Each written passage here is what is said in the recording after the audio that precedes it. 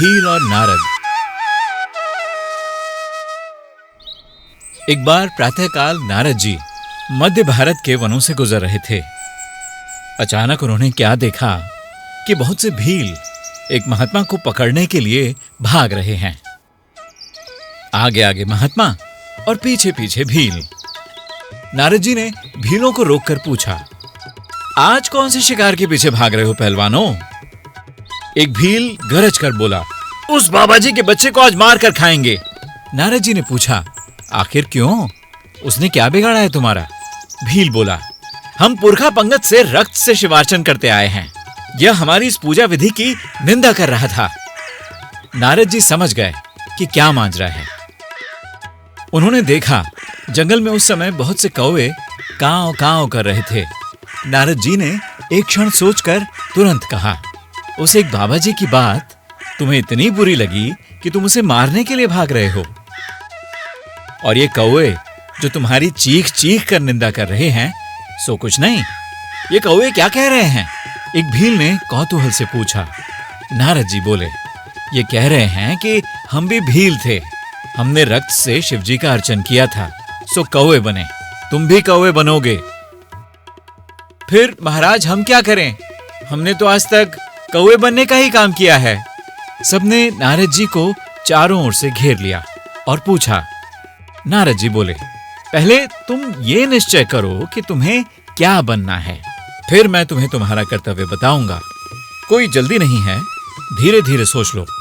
अब की बार जब मैं आऊंगा तब मुझे सब बताना कि किसको क्या बनना है। तब तक तुम्हें जो अच्छा लगे वो करना, पर शिवजी पर रक्त न चढ़ाना।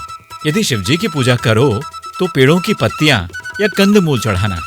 और सुनो, एक बात का और ध्यान रखना, अन्य दिन तुम्हें जो अच्छा लगे मांस मदिरा खाना पीना, पर सोमवार को जो शिवजी पर चढ़ाओ वही तुम भी खाना। नारद जी वीणा बजाते हुए अपने गंतव्य की ओर चले गए।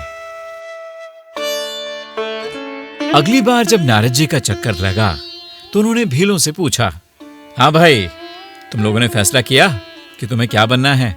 सबने एक स्वर में कहा, हमें तो वही बनना है जो तुम हो। बताओ इसके लिए हम क्या करें? इसके लिए तो तुम्हें कुछ भी नहीं करना होगा, वह मैं करूंगा, और जो मैं करता चलूं वह तुम भी करते रहो। आओ मेरे पीछे पीछे। नारद जी आगे आगे चल दिए, श्रीहरि का कीर्तन करते हुए, और भीलों का दल उनके पीछे कीर्तन के बोलों को दोहराता चल दिया। कुछ आगे बढ़कर नारद जी बोले, यह बगल में घना जंगल है, इसके बीचों बीच एक सुरम्य तालाब है जिसके किनारे तीतर बटेरों का जमघट लगा रहता है।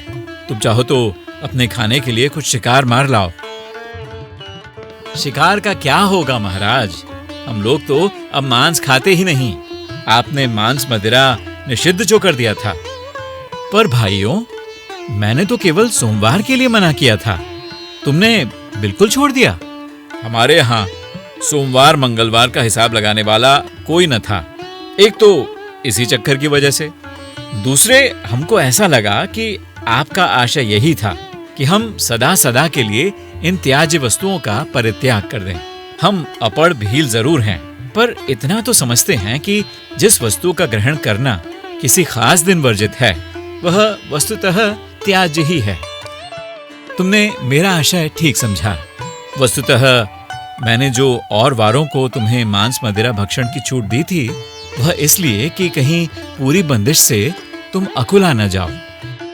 भागवतकार ने भी साधकों को इस अकुलाहट से बचाने के लिए पूरी बंदिश नहीं लगाई है, पर इस बात का संकेत वे स्थान स्थान पर निरंतर करते रहे हैं कि हजारों हजारों वर्षों के भोग विलास से शांति नहीं मिल सकती। शांति तो मिलती है श्रीहरि की शरण में जाने से। मैत्रेय जी विदुर जी से कहते हैं, भगवान तो सभी कामनाओं को पूर्ण करने में समर्थ हैं। उनके प्रसन्न हो जाने पर संसार में क्या दुर्लभ है, किंतु उन तुच्छ कामनाओं की आवश्यकता ही क्या है। जो लोग उनका अनन्य भाव से भजन करते हैं उन्हें तो वे अंतर्यामी परमात्मा स्वयं अपना ही पद दे देते हैं।